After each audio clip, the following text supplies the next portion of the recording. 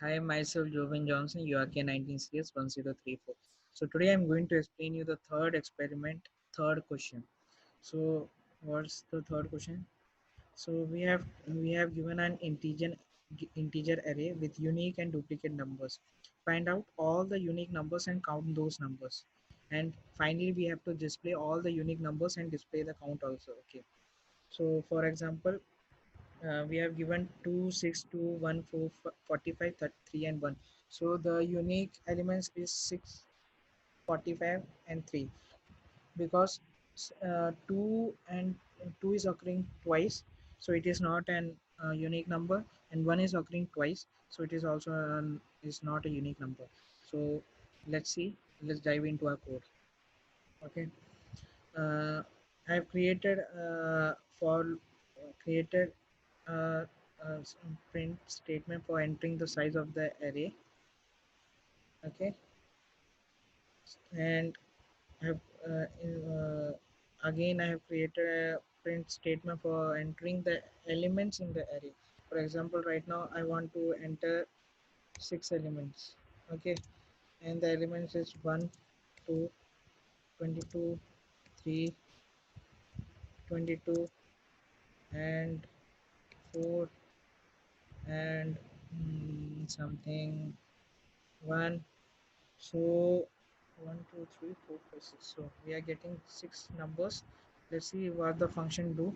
I create a for loop for it. First for loop I equals to 0. Okay.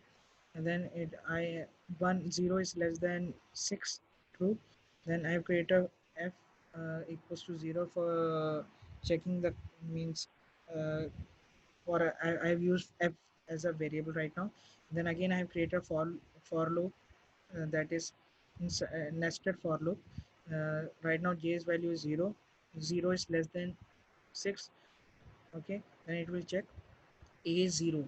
A0 is 1. Okay. A0 is 1 and 1. A and equal to aj equals to a0. J's value is also 0. A0 equal to a0, true. 1 equal to 1, true. And 1 should not be equal to is not equal to I should not be equal to j, that is 1 is not equal to j, true.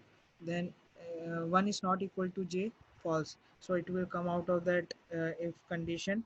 Then it will check again j.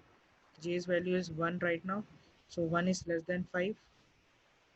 1 is less than 6, so a0, let's check a0 is 1.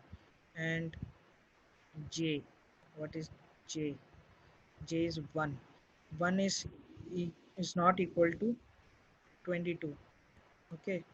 And so it will not run this, the if condition is false here, because I have used AND operator. So we have to check both the condition is true or not. If one condition is also true, then it will not work. We have to check both the condition should be true. We have to check both the if condition whether it's true or not. Then again j equals to 2. What is j equals to 2? 3. It will check 1 equal to 1 is not equal to 3, false, so is false. Then again it will come 1 is equal to 22 or not. It will check like that. It will check to j's value is right now, j's value is right now 5. Okay. uh, I equals to 0 1. So I 1 equal to 1, true. And i's value is 0 and j's value is 5, is true. So 0 is not equal to 5, true. So it will check f, so it will come f equals to 1. So it will break here. So then it will come out of that for uh, this for loop. Then it will check if f equal to 0. So f equal to 0 is not true. Right now f value is 1. So it will print uh, system.out.print a0. A0 is this function, this if condition will not work because f value is right now 1.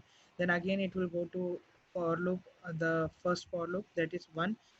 Like that we can check 22 like that 22 is also coming twice, and one is also coming twice. So it will check 3 and 4.